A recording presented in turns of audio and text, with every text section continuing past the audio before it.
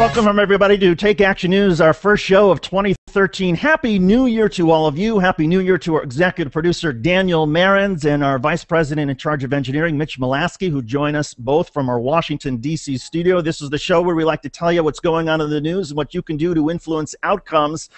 And pretty big news this week because the 113th Congress, they have begun their work. It was John Boehner, the Speaker of the House, who swore them in earlier this week. Watch. Do you solemnly swear or affirm that you will support and defend the Constitution of the United States against all enemies, foreign and domestic, that you will bear true faith and allegiance to the same, that you take this obligation freely without any mental reservation or purpose of evasion, and that you will well and faithfully discharge the duties of the office on which you are about to enter, so help you God? Congratulations, you're now members of the 113th Congress.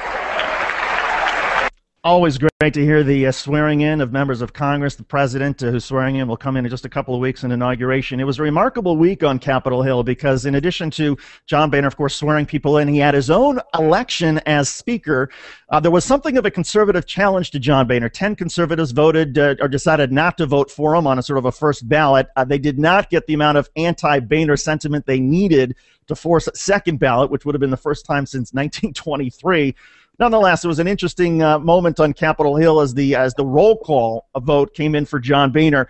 And then after that vote, he gave a speech, his sort of first speech as Speaker of the House, and he warned members of Congress that if you're seeking fame, that it's difficult, that this is not a place to seek fame, given the extraordinary challenges, and that extraordinary challenges require extraordinary leadership. So if you've come here to see your name in the lights or to pass off a political victory as some accomplishment, you've come to the wrong place. The door is right behind you.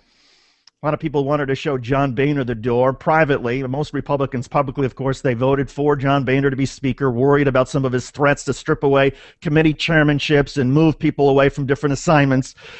John Boehner, though, his voice seemed to sort of crack up towards the end of his own speech when he talked about the role of being a member of Congress, and whether it was the sort of the pressure on him because of so many members of his caucus who were angry with the fiscal cliff deal that he reached with the Obama administration, or simply the possibility of a challenge to his leadership, which didn't materialize as strongly as some people had predicted.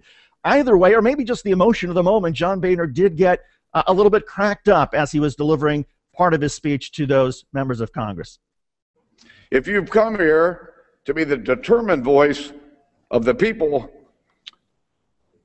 if you've come here to carry the standard of leadership demanded not by our constituents but by the times, then you've come to the right place. Daniel Marins, why do you think?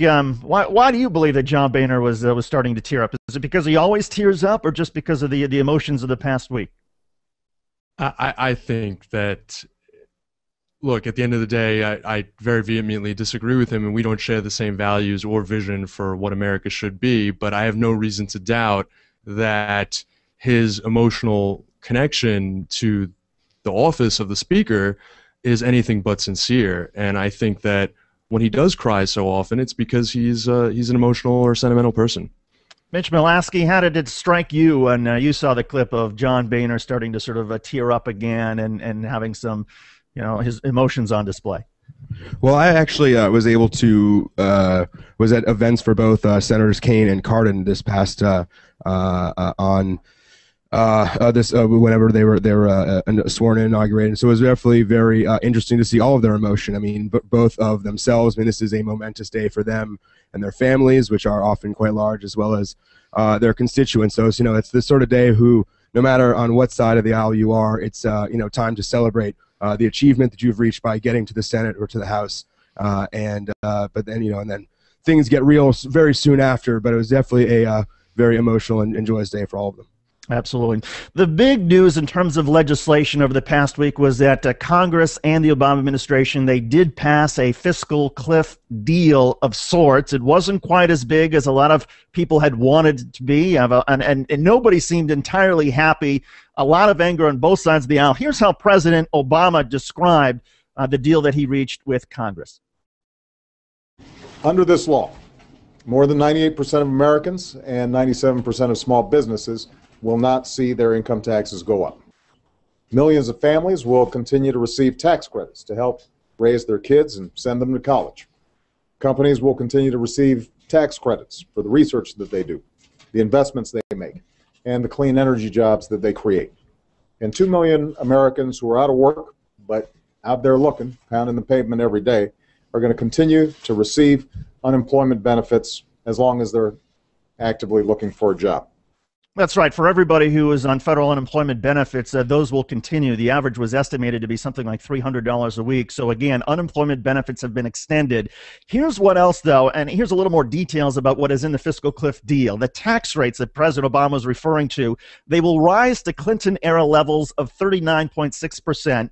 for families with incomes above $450,000 and individuals above $400,000. Everybody below those thresholds, they will see their Bush tax cuts continue.